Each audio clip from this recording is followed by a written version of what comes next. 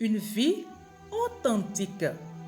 Proverbe 15, verset 9. L'Éternel a en horreur la conduite du méchant, mais il aime celui qui recherche ce qui est juste.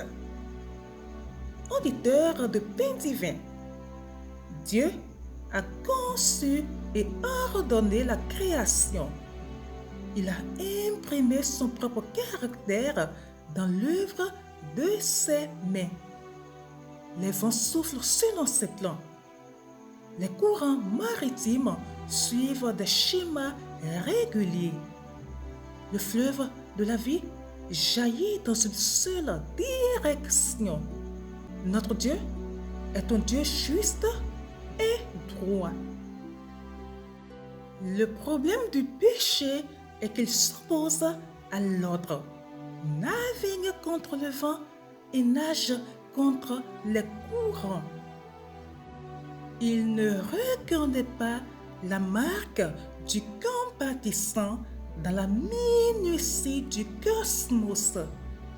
Il corrompt et obscurcit la connaissance du Dieu saint dans les battements de cœur de ce monde.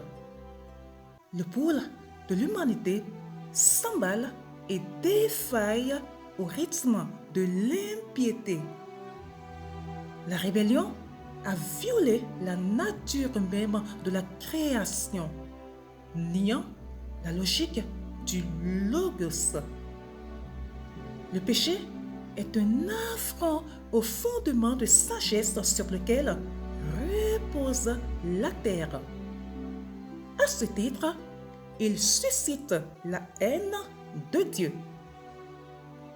Notre trahison et notre reniement de l'ouvrage de ses mains n'ont d'autre remède qu'une nouvelle création.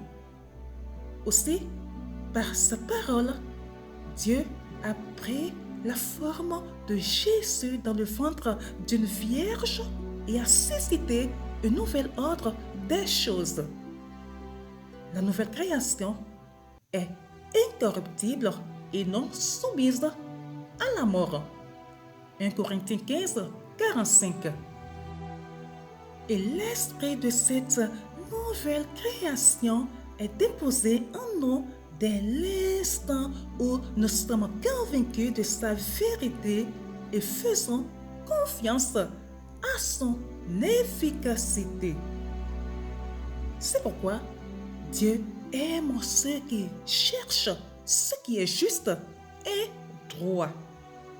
Il démontre ainsi qu'il affectionne les principes sur lesquels il a fondé la création. Nous n'avons pas cet amour à moins que Dieu ne le crée en nous. C'est le processus divin de recréation.